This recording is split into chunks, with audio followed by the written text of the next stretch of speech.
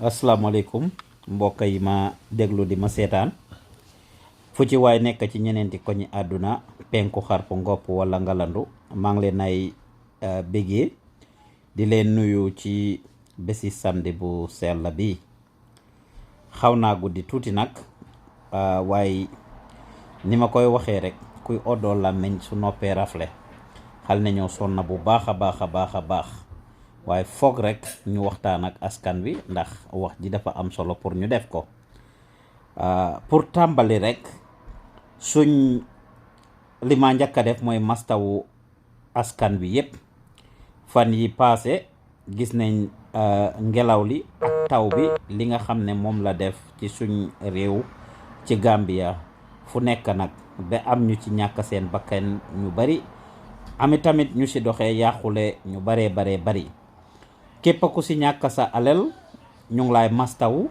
képp ku ci ñàkk bakkanam tamit ñu ngi jaale say mbokka di ñaax askan wi rek ne Gambia benn bopp lañ kenn mënul koo xar ñaar kon ñu ngi ñaax askan bi pour ñu jàppale wante ñi nga xam ne seen alal yàqu na ci rawatina ci waxtu tobaski guñ nekk nii rawatina ci nawet biñ nekk nii lu ci waay mun a def pour jàppale ñi seeni bagage yàqu ñi seeni alal yàqu ñi seen kër yi yàqu nañ ko def te yàlla tax ñu jàppale leen ndax loolu lu am solo la buñ ci dugal politique buñ ko politicize ndax lii affaire yi dund ak dee la nit ñi seeni mbokk ñoo réer leneen li su nekkut yu fi dund ak dee yi tamit affaire yi nit ñu seen kër yi yàqu la fiñ doon war a tëdd ci nawet bi tobaski bi dina ñàkk a neex ci famille yu bari ndax soo gisee ngay dem di jënd xar soo gisee ngay dem di jënd yére tobaski dafa fekk nga am foo tëdd dafa fekk nga am loo lekk dafa fekk say néeg yàquwut kon lu waay am pour mun koo jàppale lii du waxtu boo xam ne dañ ci war a politique du loo xam ne dañ ci war a profito kon lépp loo xam ne xew na rek nañ ci góorgóorlu pour jéem koo def su loolu weesoo rek mbokk yi fan yi passé génn naa defar vidéo ndax dama busy bu baax a baax tay yi mënumaa def suma lu tax Gambia du dem show bi wala boog ñoxobaay benn waaye li ma gis Banjul man dinaa ko wax ndax li ma naqari la wala boog su dee lu ma neex lay tamit dinaa ko wax fan yi passé génn naa defar vidéo ne leen suñ réew mi cu tàkkee wala mu jaxasoo UDP ak NPP ñoo ko waral axankay foofu laa taxaw ba tey nag ndax man li ma gis Banjul neexuma te lu ma neexut dinaa ci wax UDP ak NPP rek nekkuñ parti ci biir réew mi bañ nekk nag di caxat-caxatante nekk di ŋàññante nekk di yàqante ku nekk ci ñoom nag fiil ne dañ entitled pour jiite réew mi te yàlla nag mooy dogal in very mysterious ways any miracle mun naa xampul from God's side moo tax ñun ñëpp ñu war a bàyyi suñ xel mbokk yi fan yi paase gis nañ fele ca suñ mbokk yi di Fatu Network amoon interview si Tooñaa Kesho show bi fii Mohamed Dabo doon interviewé Baba Jah ba mu génn wax foofu noonu lu bari bi ma def li ma gis Banjul fan yi paase waxtaanoon naa seeg askan bi wax naa leen ne Baba Jah lim def du right démba du right tey te du mos a nekk right ëllëg te képp ku nekk ak ànd ak sa sago ak sa xel laa wax de loolu loo war a condemn la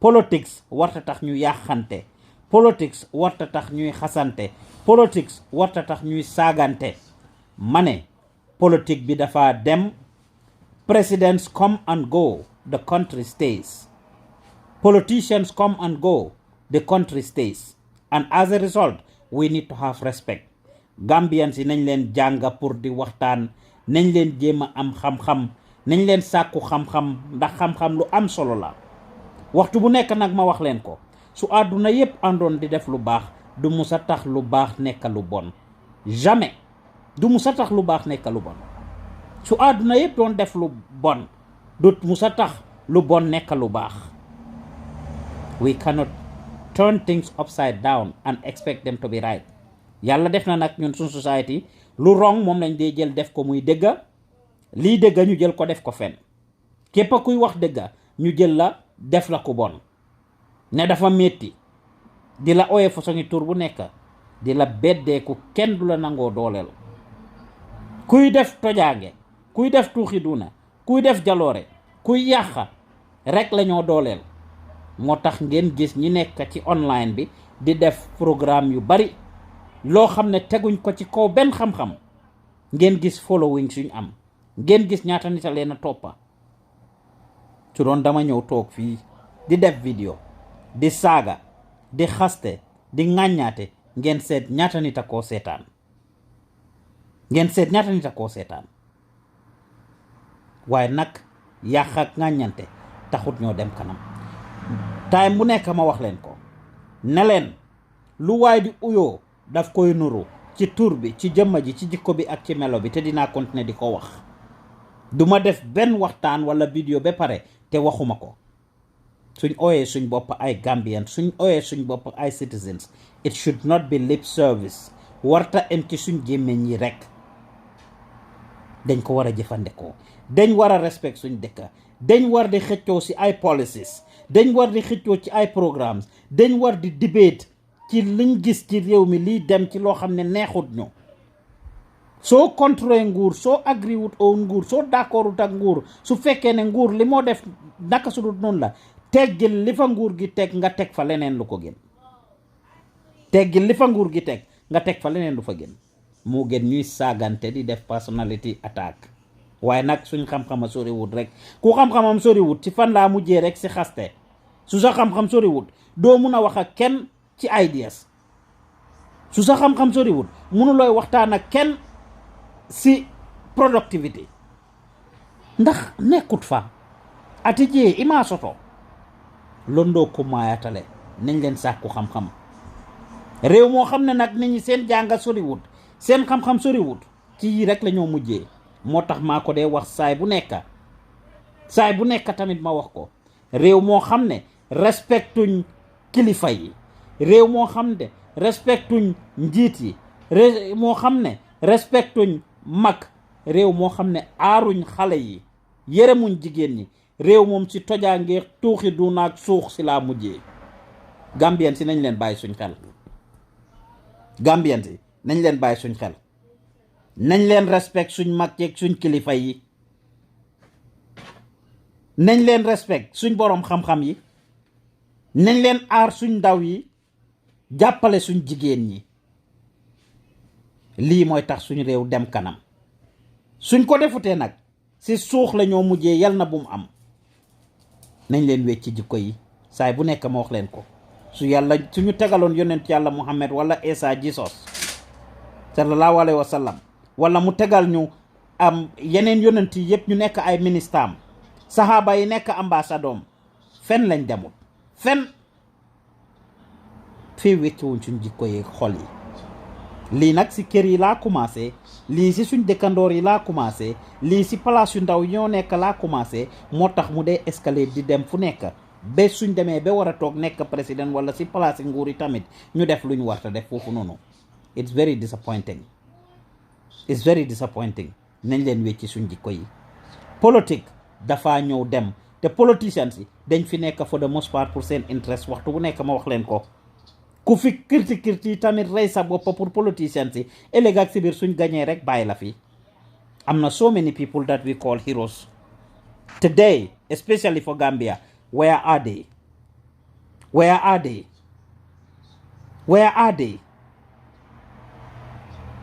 ñi tax ñu def ko ñu ngi continuer ñoom ak seen njaboot dinañ enjoy bàyyi ñu nekk fa di torox it's very important ñu bàyyi suñ xel Gambia yóbbu réew du yëfi caaxaan yóbbu réew du alali kenn nit du yëfi kenn nit politique bi bum ñu jaral yenn yi Baba Jah génn na wax na li moo wax ci lawyer Ousainou Darboe we need to be able to protect kids gis naa nag gars yi di génnee nataal si WhatsApp groupe yeeg si yenn Facebook page yi di expose allegedly nataal biñ ne mooy doomi lawyer Ousainou Darboe bi Baba Jah di wax ne kooku la am a disabled child an innocent person su ñoo def politics nañ buñ def personality attack xale yi they are completely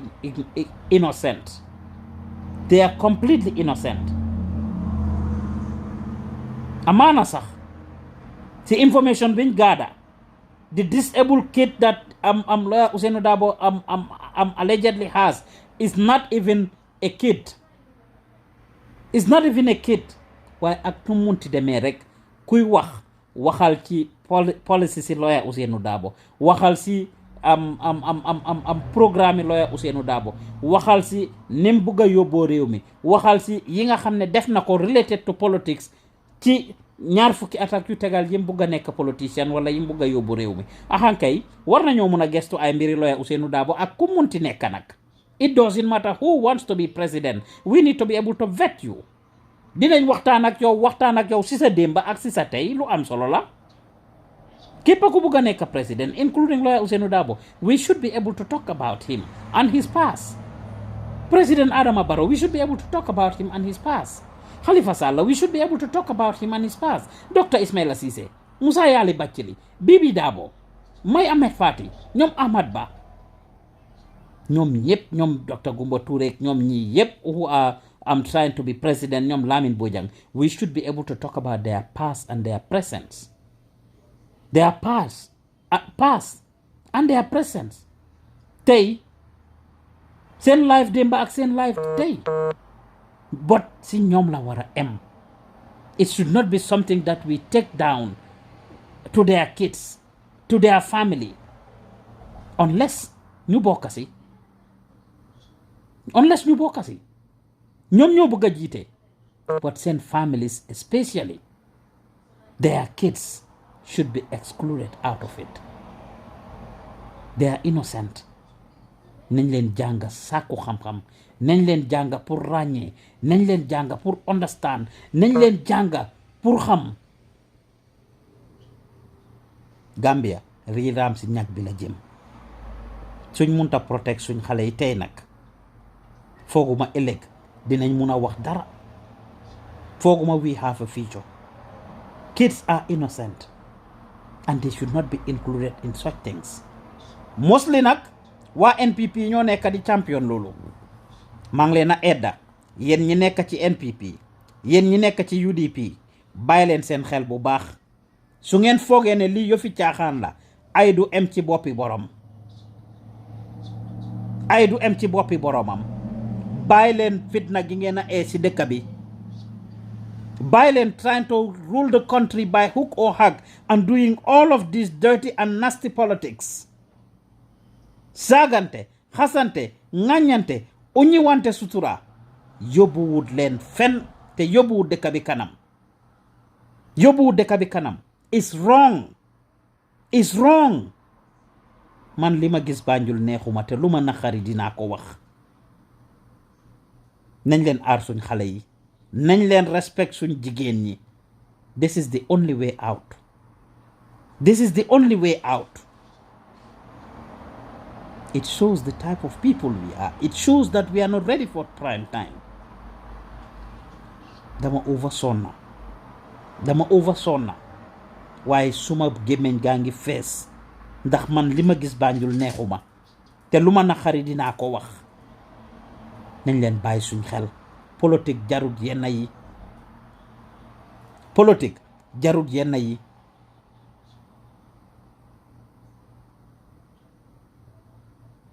It's sad and unfortunate. We need to learn a lot. Then a long way to go as a country. A long way. Ñun liñ war a xam dafa overbari luñ war a jàng dafa overbari. Dictatorship lii la moo def. Before Yaya Jammeh génnee benn tey ku nekk foog ne am nga license mun ngaa génn wax lu la neex def lu la neex. People need to be taught lessons. It is wrong and it's illegal to publish even somebody's pictures for the most part and in every way, shape or form without their permission. Especially a disabled person, especially a sick person. That is HIPAA violation. Ñi nekk America xam nañ luy HIPAA. It's a HIPAA violation. And whoever publishes that picture, whoever took it out, ñu ngi break law. And these are things that we need to be aware of. Yéen ñi nekk ci social media bi di jël nataali jàmbur anyhow anytime di ko caxat-caxatee di ko foyee, we better learn to understand what we are doing. We better learn to understand what we are doing. Loi nag dafa am solo suñ dëkk bi duñuy enforce wala implement loi yu bari, and maa ngi ñaax suñ National Assembly bi ñu start looking into some of these things. ñu start decriminalize some of these things. yu bari ñun xamuñ ko, ñu bari di nga leen offend, di nga leen wrong, dinañ break loi sax te duñ xam ne break nga loi because of the stereotype and the stigma associated with some of these things. waaye dañ war a bàyyi suñ xel bu baax a baax a baax a baax a baax. dañ war a jànga, dañ war a understand what politics is all about. ku foog ne nag caaxaan la, nañ seet si Rwanda, wax naa ko barki démba, nañ seet si Burundi, nañ seet si Afghanistan, nañ seet si Mali, nañ seet si Northern Nigeria, nañ seet si Sierra Leone, nañ seet si Liberia suñ xef gi foofu, Casamance, Guinée Bissau, dëkk yi nga xam ne dañ am xeex in the past, nañ leen seet si ñoom. If we think this is a joke, suñ sàgganee wallaay ñu ngee caaxaanee loo xam ne fi moo mujjee ji du neex. wax naa leen ko keroog, politicians yi ministers yi, président bi ñu bari si ñoom ñu ngi am diplomatic passports, am nañ xaalis pour mun a jënd ticket. su plane amut pour buñ génnee am na nu ñoo jëlee risque dugga ci seen moto yi jaaree ci yooni gannaaw yi ba mujjee ji Casamance wala ñu mujjee ji biir Sénégal somewhere. ñun baadoola yi nga xam ne amuñ njëgi ticket, amuñ diplomatic passports, amuñ fuñ jaar, ñun ñoo faa sonna, ñun ñoo faa toog, ñun ñooy des ci biir dëkk bi, ñoom ñëpp ñu génn ak seen njaboot yi. ku fi politicien tax nag ba nga rey sa boppa, ku fi nekk di glorify sa politicien jël ko def ko yàlla bu ndaw, yaa fa jaay paañ de, billaay yaa fa jaay paañ. bi assured ne suñ toogee duñ leen tal, suñ toogee duñ leen tal, munuñ leen a defal yéen kenn. the moment ñu toog, even though yéen a leen sonal, yéen a leen campagnal, yéen a dugg di egg ak ñoom di wàcca di def lu nekk, di sol seen t-shirt ci dem sànni karta pour ñoom. at the end of the day suñ toogee munuñ laa xaasal, munuñoo waruñoo nekk président bu faa nekk pour ñu leen sànnil karta rek. even though they will try and mostly satisfy those people, the reality is they cannot even satisfy more than 25% of ñi leen sànnil karta. yéen daara yi nag ñi see nekk di éeg di wàcca si moto yi di saagante, di xasante, di ŋàññante, di wax ju ñaaw ñeneen ñi yëpp ngir ñoom seen affaire, yéen yéen a cee gën a xubu daas, yéen yéen a cee gën a ñàkk a unlock yi. yéen daara yooyu yéen a see gën a ñàkk a unlock yi. it's important that you understand this. ngeen bàyyi xel lii. let's stop glorifying our leaders. njiit la, waaye nag suñ servants lañ war a nekka. dañ war a nekka ñoo xam ne ñun ñoo leen fa teg. gis nga ñun ñoo dee jox nit ñi doole balañ leen dee teg. ñun suñ njiit yi ñoo leen dee jox doole balañ leen dee teg. because of the way we treat them, because of the way we glorify them, the way we make them look and feel like demigods when they are not gods.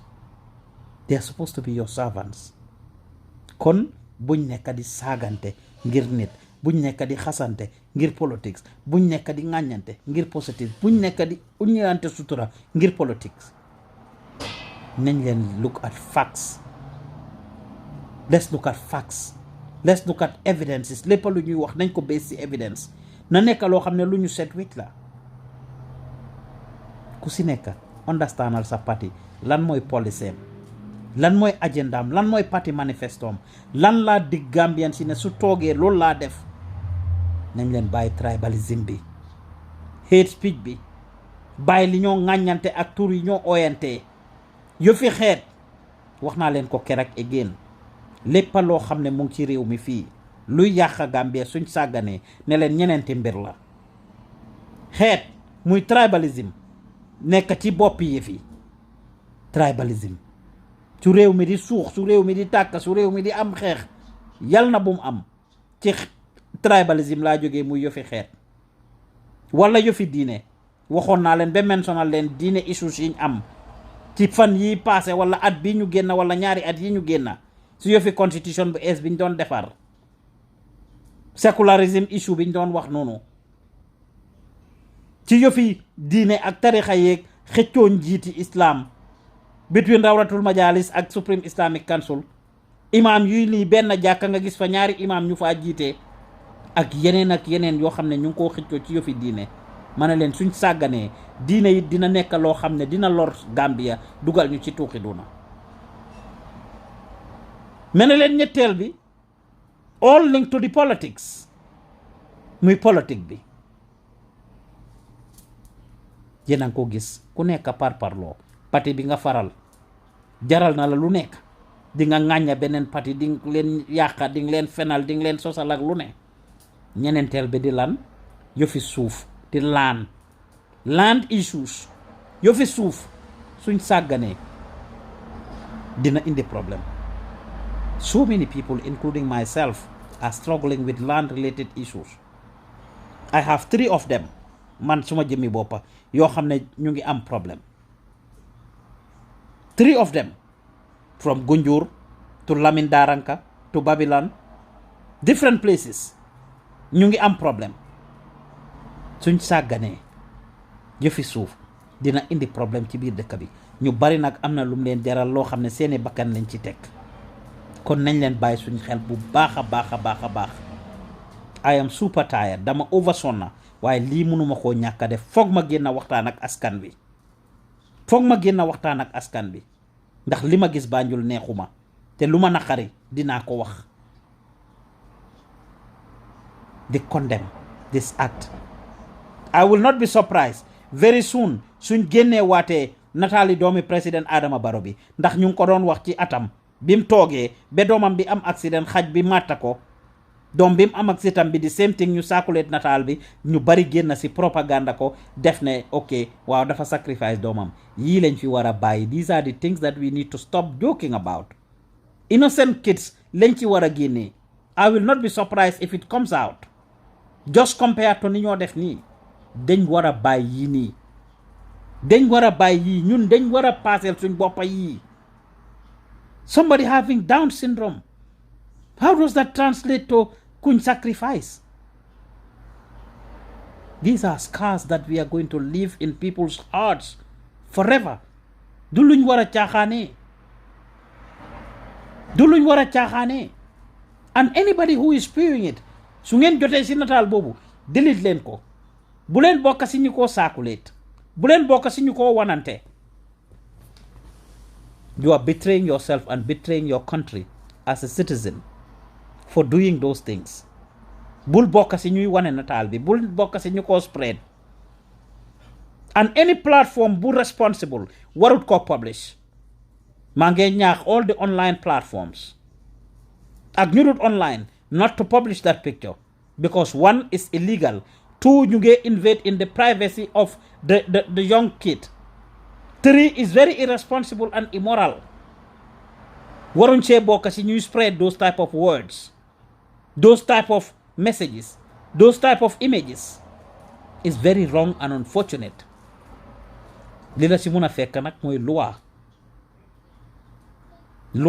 mun na laa daan. may ñaax suñ kilifa yi ñu génn commencé di wax bi internet bi amee ba tey, bu Facebook live amee ba tey, bu WhatsApp audio amee ba tey, Gambien si amatuñ soxla ñu ngi toppa rek ci WhatsApp forum si su kii waxee kele wax su kii waxee kele wax ku am idea ku amut idea ñëpp nekk nañ fi ay journalist, ñëpp nekk nañ fi ay waxkat, ñëpp a ngi publish ay breaking news. For them, diw sangam news, diw sangam li, this forum news, this forum lele. We enjoy these things and we think it's a joke because you can send an audio and it circulates and it goes to so many different people. Let us be responsible and be saying things that we are sure of based on facts. Based on facts. Moo gën yaxante bi, ŋàññante bi ak xasante bi. Everybody has become a citizen journalist. soo duggee ci Facebook bi, soo duggee ci TikTok bi, soo duggee ci YouTube bi, soo duggee ci Instagram bi, everyone is talking. nañ bàyyee wax ji ñu war a wax nañ bàyyee wax ji ñu mun a wax nañ bàyyee wax ji ñi nga xam ne ñoo am mandate pour wax te ñoo gestu am xam-xam pour wax Gambien si nañ leen wàññi wax ji nañ leen wàññi wax ji man li ma gis Banjul neexuma te li ma naqari dinaa ko wax fee ñu ngee continuer di ko bàyyee gars yi ci tuuxi duna rek la ñoo mujjee ndax mooy tax ñuy génn di wax bombshell yi nga xam ne teguñ ko fen amuñ benn évidence wala nit def na ma rek wala def na ma lu ma neexul rek damaa génn teg fen ci ay ndoddam sosal ko waxal ko loo xam ne lii te li ci gën a bon nag mooy ñun ñuy dégloo Olof Njaay ne mun wax dafa neex waaye dégg ko raw aka ñun ñoo ñàkk a déggin aka ñun ñoo mun a gom we see things on the social media and hear things on YouTube hear things on WhatsApp loolu dañoo jël def ko dégga su nit fenee taxaw ke la ñëw di bon ko su fekkee ne kiñ tuuma sax liñ wax mooy li amut mooy li am raada people will rather believe ki nga xam ne moo tuumal we always trust and run to those things 84 people watching me su ma ko am toogoon fii di xas ne di buddil di saaga wala leneen ndekoon ay 1000 people or more ñu ngi maa watch I know how big our platform is te dama leen dee wax ne leen baax ak yaru lum la mayut du la ko xañ réew ak ñàkk kersa lum la xañut du la ko may réew ak ñàkk kersa lum la xañut du la ko may fii ku nekk mun a yerade ko ku nekk mun a réew mbuba la rek ku neex nga sol wax naa leen ne man fana laa pire saaga ndey si ñun la sampee baax su ma la buddilee rek nga tiit but it's not respect it's not part of decency it's not part of professionalism I can have the knowledge and the skills benn xam-xam bonut waaye ni ngaa jëfandikoo xam-xam bi mooy li bon benn xam-xam si àdduna bi bonut how you utilize the knowledge is what could be bad kon nañ leen bàyyi suñ xel nañ leen bàyyi bañ a bokk ci ñiy spew bigotry bokkuma ci moo gën du man kenn ñoom ñu def ko taxut nga def ko déggoo ma de ñoom ñu def ko taxut nga def ko bokkuma ci moo gën du man kenn ñoom ñu def ko taxut nan yow nga def ko let's apply some decency let's be civilized people nañ leen work towards policies let's try to innovate let's try to create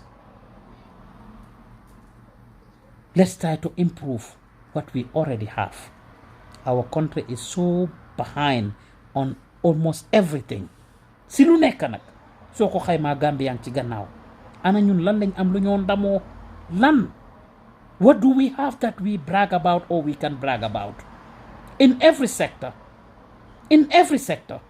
ku si ñëw bëgg a dem ñu damma say laaf instead of ñu jàppale la balañ laa jàppale nga dem ba xubu daas ba outsider si jël la si lañ laa doola jàppale du ci fànn diine seet ko lan lañ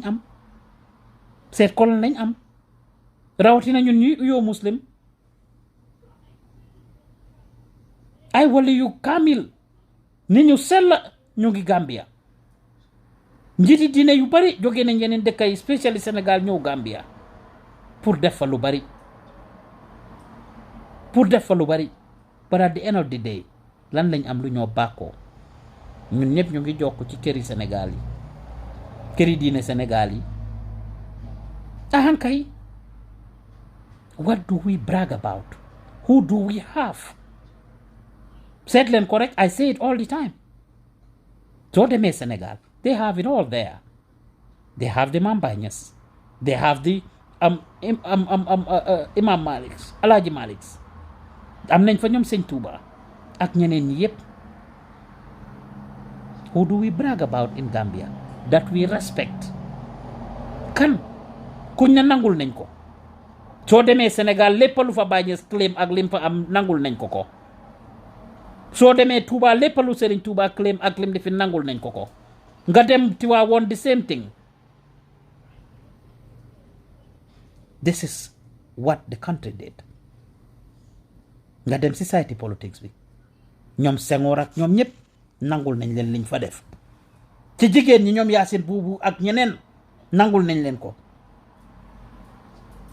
nga am ñoom Cheikh Anta Diop how many of you are watching who heard Cheikh Anta Diop's name? Do you even know what he did? But Senegal had glorified him. ana ñun ñan lañ am when it comes to history, when it comes to politics. Suñ leaders yi ñu xeexal politics yi yépp road to independence ñëpp dañoo téye di caxat-caxatee. Nobody is perfect, but when people do something, that's called a legacy. Nobody can do anything 100% right. You start something, am foo ko léegi ñeneen ñëw jekkali ko yokkasi. And these are the things that we need to understand as a people. Tell me about it. Our music. ñan nga wax foofu. So many people. Where are they? Fan lañ àgga because soxaluñ leen farataaluñ leen. ñoom Laalo Keba. ñoom Landing Kinteba. Musa Afia Ngum nga am ñoom Ifam Bondi gaa yi Ifam Bondi ñoom Pape Touré yal na yàlla yokkal leeram ñoom Uncle Senemi Tello ak ñeneen ak ñeneen ñoom Uncle Badou Diop. Uncle Badou is here. He's a big fan of Gambian talents, always following up. Fii laa nekk xale yi di ko téye di caxat-caxatee. This is an award-winning person. Badou Diop of Ifam Bondi. He's a dear fan of Gambian talents. Xale yi musicians yu ees yi dañ ko dee caxat-caxatee dama si dee mer. Musa Afia Ngum yal na yàlla yokka leeram. Yal na yàlla yokka leeram. Sénégal la nekkoon. ñu oo ko mu ñibbi si Gambia. That's how his career was killed. By the time he celebrated 40 years in music, less than 30% of the whole lañ am si occupancy. Kan la ñoo bàkkoo kan. ñëwal si suñ historian si. ana ñoom suñ alaaji pa seet Camara. yal na yàlla yokka leeram ñoom alaaji Mansour Mbay alaaji Mansour Njaay yal na yàlla yokka leeram ñoom am everybody Mbay yal na yàlla yokka leeram te barki dem boo Njaay la fi Ummi Samba réer suñ yaay yal na yàlla yokka leeram. When we interview these people, and I'm saying it because dama jaxasoo woon ak ñii ñu ci bari facilitate interviews with them, I'm even getting emotional because these are our legends who did so much, who know so much about our country. Where are they? They are gone. Gone. Suñ historians yu bari dem nañ. Fullaa luñ leen farataa luñ leen utilize suñ leen ci niñ leen war a utiliser pour ñu mën a njëriñ askan bi liñ xamoon yépp ànd nañoo ak moom dem ak moom. moo taxoon suñ papa everybody Mbay ma créatal ko a programme called ñawoon démba ak lawoon démba awma di doole at the time to push him so much to document our history and our tradition and our culture ba yàlla def mu génn fi.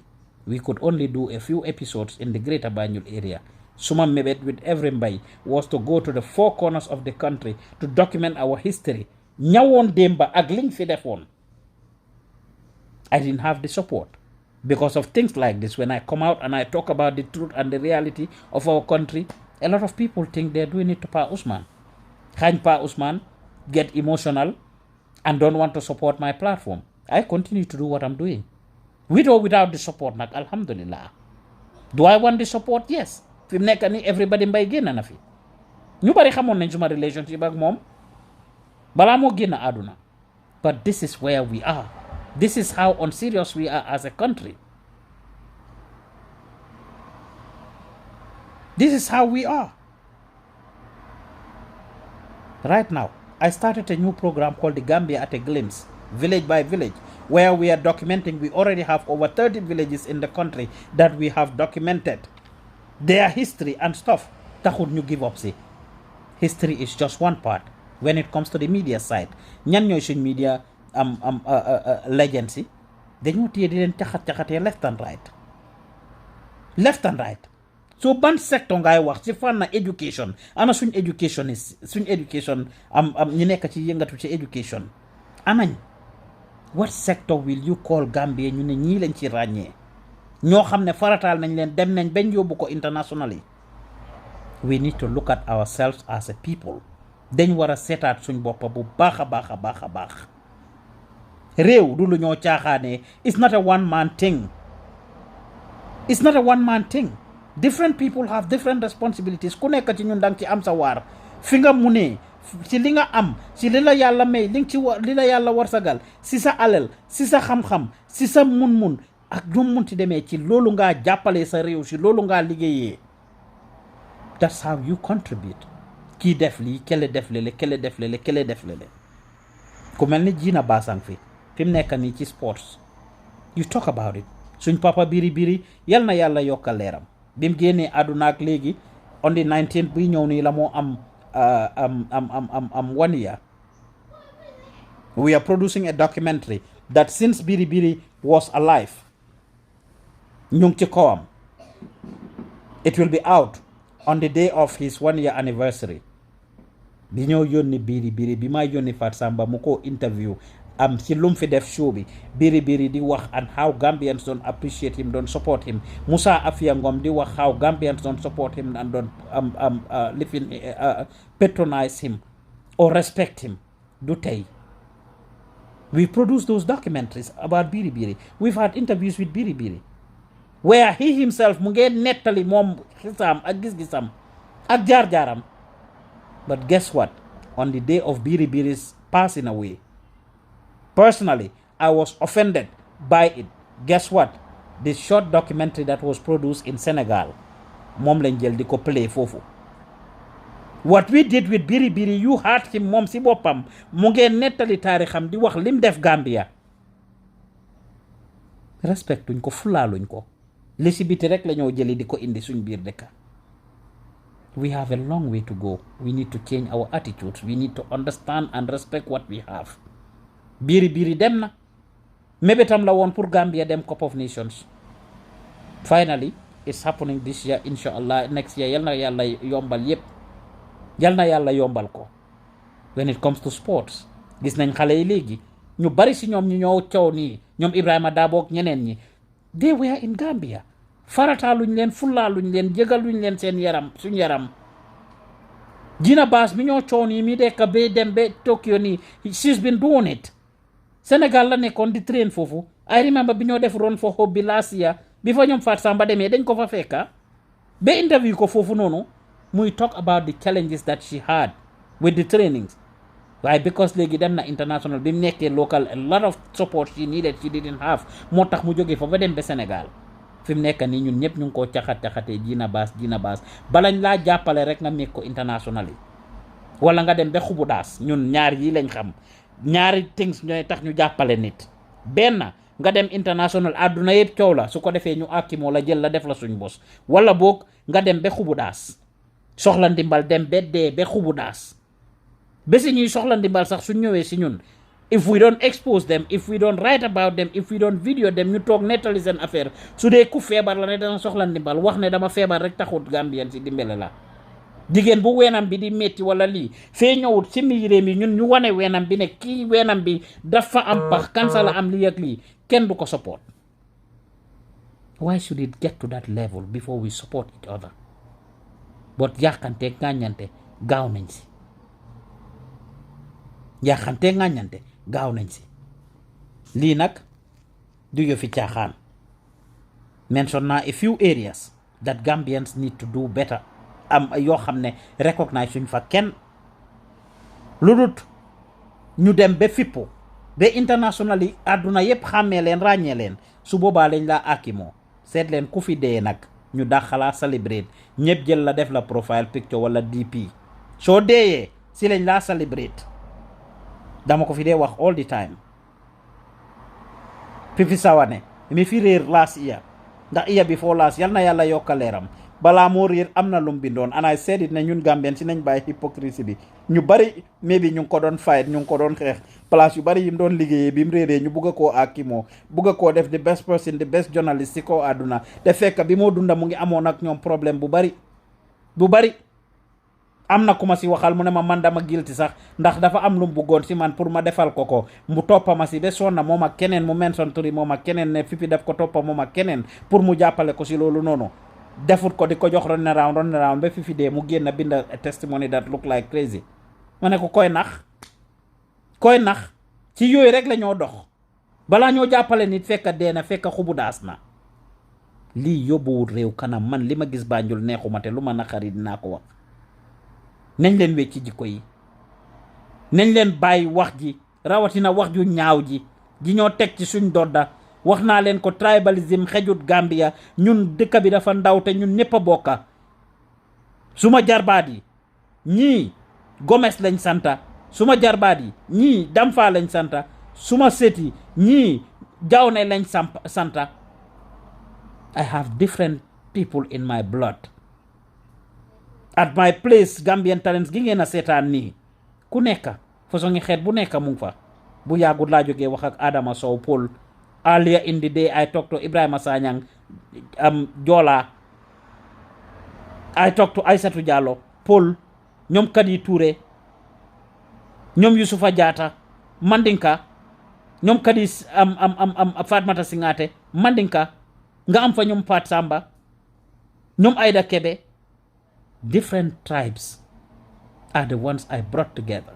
Young people, all less than 30 years. Nyom Musa Jata, nyom Aïssatou Koli. As we speak, I have 2 young ladies following the president, Adam Cissé, ak Aïssatou Koli. These are people I don't know from Adam. I have no relationship with them. ñun ñëpp loolu lañ war a def xam ne Gambie ñoo ko bokka Seattle gi ma nekk nii su ma fi dara ne woon oxo yal na yéex wala yal na bum am ci safaan soose yeeg joolaa yeeg pol yeeg njaago yi ñoo ma sem bu yàggul laa nekk ak seeni MK Marena maa moo ma nekk for the past 5 hours maa seeni Marena ñoo nekk together Mandinka why do we want to bring this tribalism and division in our midst? I deal with all kinds of people here.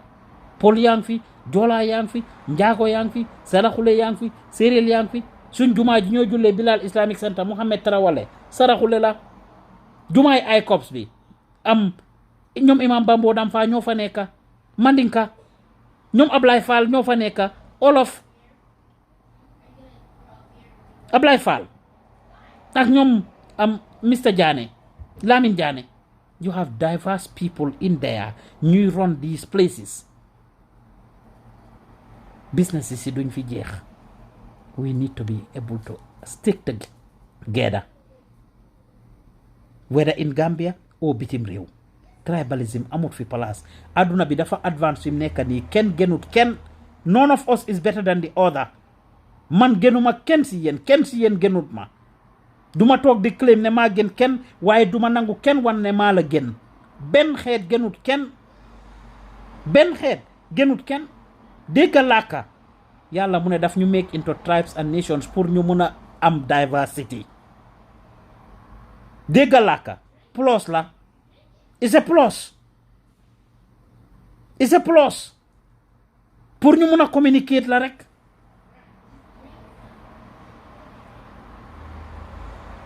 pour ñu mun a communiquer la soo ko déggee advantage la pour yow léegi laa jógee xotti benn check fii nii I do interpretation at the courthouse here part time dama dee liggéey with the county with the city with the court and different agencies and institutions here to do interpretation.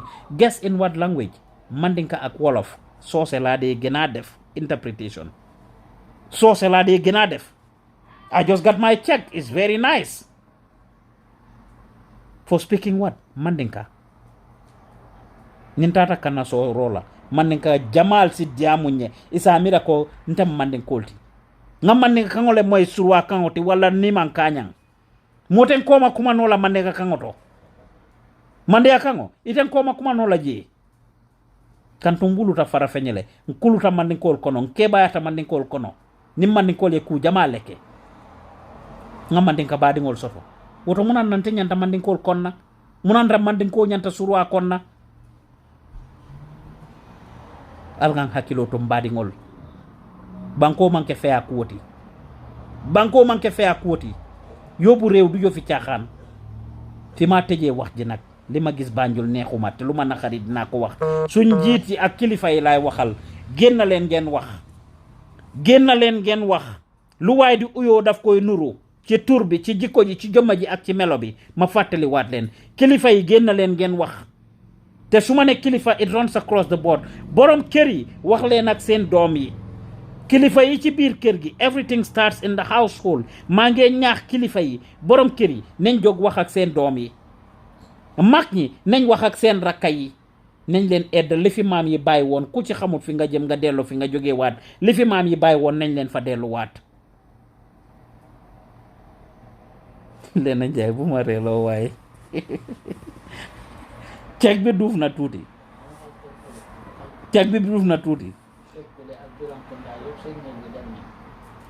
it's important nga hakkilootu ñinto ñu bàyyi xel bu baax a baax a baax ndax Gambia dafa am solo mag ñi nañ génn ñu wax kilifa yi ci kër gi nañ génn ñu wax ak seen doom yi because that is where it starts kilifa gu si respect sa boppa soo buggutee ñu saaga la waxal sa doom bu mu génn di saaga keneen ngir politique di saaga kilifa jàmbur ngir politique na kilifa yi génn wax ak seen doom yi ci biir kër gi yéen ñiy déglu di seetaan wax leen ak seen doom yi ngeen edda leen because képp a kuy saaga ci kër la jógee da nga am ndey ak baay te doo bugg a kenn saaga la kon bul nangu sa doom di saaga keneen ma njëkk a wax ak kilifa diine yi kilifa kër yi ci biir kër gi kilifa diine yi nañ génn na wax yéen a ngi am congregation dañ leen dox responsibility da ngeen am responsibility génne leen seen boppa ci politique bi lu ci baree bari yéen kilifa yi ngeen edda seen askan edda seen umma bi edda ñi nekk di toppa seen gannaaw weeda kilifa christian yi la christianité ak islam ñoo gën a bari ci réew mi génn leen ngeen wax ak seen njaboot gi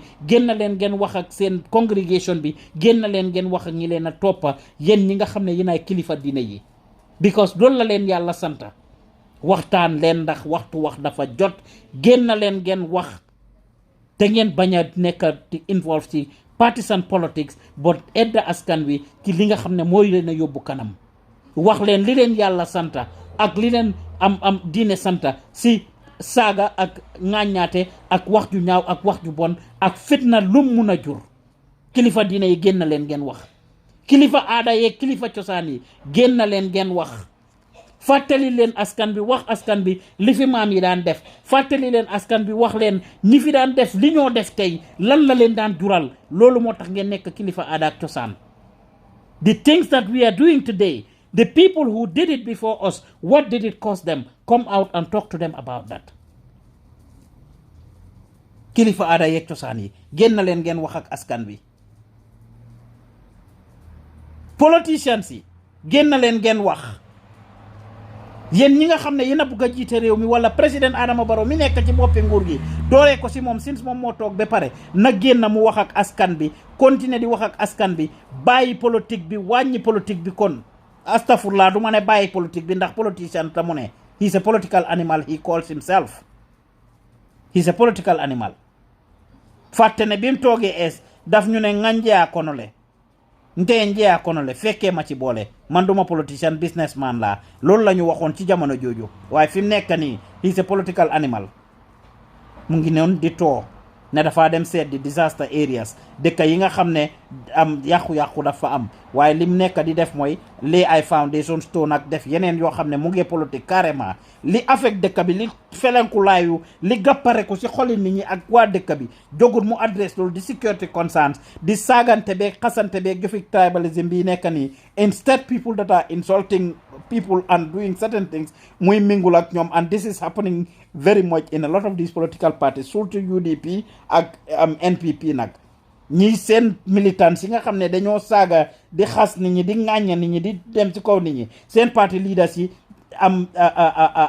sometimes whining and dining with these people or know about these people and they don't do anything they do very little about it very little they address things in general terms for the most part ci li ñoo gis instead of ñu toog ñooñu koona leen wax ak ñoom edda leen jàngal leen wax leen ne ñu bàyyi li ñoo def it's not okay politicians yi njiiti politique bi génn leen ngeen wax ak askan bi opposition bi yéen ñi toogagul bot enowut xam na lu bopp antan tey su ngeen ci munta wax tey su ngeen ko munta condemn tey su ngeen munta adresse ñii dem di break loi wala ñii dem di saaga nit ñi di xas nit ñi ëllëg su ngeen toogee du ngeen ko def ci président bi laa ko njëkkee waaye yéen opposition bi yépp dinaa wax ak yéen tamit ne leen tey su fekkee ne nit ñaa ngee génn ñu bokk ci yéen ñu ngee toog di xas di saaga di ŋàññ ay nit waxuleen ak ñoom tey amuñ yaakaar ne ëllëg su ngeen toogee di ngeen adresse ñi ko def and your responsibility should be to protect the people képp a kuy yàq dëkk bi képp a kuy déstabilise dëkk bi da ngeen ci war a wax soo kon yéen njiiti politique ci maa ngi leen a ñaax di leen ñaan jóg leen ngeen def li leen war ngeen wax ak askan bi don't betray the society don't betray the people génn leen ngeen wax suñ security apparatus yi you are the responsible you are the custodian of our laws yéen a ko war a implement make sure you follow due process ñiy liggéey ci banxaasi government bi ñetta yépp the legislature, the executive, and the judiciary. I urge all three branches of government to do what is expected of them. Soon député yeeg National Assembly members yeeg ñi nga xam ne ñooy defar loi with the Justice Minister, let them work together. National Assembly members yi make sure that you try to do your best in passing and enacting laws that would protect the citizens luy aar askan bi ndax su ngeen sàgganee réew mi dina suux te teguñ leen fa pour loolu lii raam nag ci ñag bi la jëm. kon jéem leen a def dara ngeen dox ci ay loi yoo xam ne dina yóbbu réew mi kanam dina tax ba lépp loo xam ne ñu ngi koy ragal ci fitna bu mu egg ci réew mi. You have a responsibility. You have been put there for two solid reasons. Seen primary reasons as deputies. One is to make and enact laws and change laws. And number two is to serve as an oversight. Period. Be an oversight. Do your oversight functions and make sure you make laws that will protect us. Génn leen ngeen def li leen war. You are debating on a lot of things. Seen adjournment debate bi su ñëwee ngeen waxtu yu bari but génn leen ngeen defar ay loi yoo xam ne dafa aar dëkk bi aar réew mi aar nit ñi. The executive branch, do your part. Yéen tamit by implementing these things.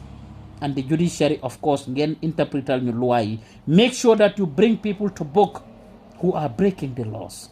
Dëkk bi dañ sonna ñi war a liggéey te defuñ li leen war dafa overbari moo ñu dugal ci tuuxi duna gi te moo tax ma wax leen ko ne leen ci grassroots bi la dooree muy ci kër yi suñu yàlla indiloon yonent yàlla Muhammad sallallahu alayhi wa sallam indil ñu yonent mu nekk suñ président yonent yàlla Isa wala any other yonent nekk président ñeneen ñi nekk ay ministre am ak saxaaba yi nekk ay ambassadeur mag yëpp réew mi du dem fenn su ma ko waxee nag ñu bari including suma nijaay Moustapha Ndiaye ne Gambia dina dem diyakuya su ma ne lu tax Gambia du dem ba gaa yi mere ma ci ne lu tax ma ne Gambia du dem réew mi duñ dem fenn fee wecce wuñ suñ jikko yi maa ngi leen a bëggee di leen gërëm di leen santa li ma gis Banjul moo ma naqari rek te lu ma naqari dinaa ko wax as tired as I am ma ne xaaral ma génn pour waxtaan ak askan bi pour ñaax askan bi fàttali askan bi ndax askan bi yaakaar nañ ñu óolu nañ ñu te benn ñuy génn di wax dina am ñum gindi ñoo xam ne dinañ ci jóg taxaw du ñàkk am kilifa kër borom kër gu ma dégg tey waxtaan ak njabootam pour ci yëfi saaganteeg xasante du ñàkk kilifa diine gi ma dégg tax mu def ci xutba samoon ci ngir ñaax naa ko du ñàkk am kilifa goo xam ne am njiiti politique la su ma wax ji tax mu génn def li moo def wala boog keneen koo xam ne si la bokka kon maa ngi leen ay ñaax bu baax a baax di leen bëggee di leen gërëm di leen santa kàddu gi li si rafet nag ci yàlla la lu si ñaaw si ñun la njaam su xeebu laa rek jógee fële ca Farafeñe génnoon rek pour wax li ma gis Banjul te neexut ma as an ordinary citizen of the country di leen bëggee di leen gërëm di leen sant su dee bii mooy sa first time share leen vidéo bi du leen wàññi waaye dina yokka ñu bari dina am ñu ci dégga ñoo xam ne dina leen ñaax that alone is where the support starts that alone is where your responsibility starts share the video keneen dina ko dégga mu ñaax ko ba tax mu wecceeku si probably yow yaa change life yi kooku du man through you sharing the video te it ci dooleel ñu la bokka kon maa ngi leen a ñaax ngeen toppa Gambian Talents TV dinañ leen indil ay programmes su ma gémmeñ gaa ngi fees step wax naa leen ko ne kuy odoo la meñ su noppee rafle yal na buñ noppi ndax askan bi yaakaar nañ se yàlla may nañu ci tuuti kon maa ngi leen ay ñaan pour ngeen toppa Gambian Talents su dee bi mooy sa first time share video bi likeal suñ page bi subscribe to it jërë ngeen jëf yéen ñi nga xam ne share ngeen video bi I wish I could have read your comments ni ma téye téléphone bi sax is not comfortable I wish I was in the studio to do a proper show where I would have been doing proper analysis to show you videos and pictures of different things but unfortunately mënuma koo def rek that's why I just have to use my phone to go live géej naay def a proper show I want to continue to do it but dinañ continuer pour indil leen ko this week inshallah hopefully dinaa leen amal 2 interviews one would be probably with Dr. Mohamed Lamin Sidat Diop.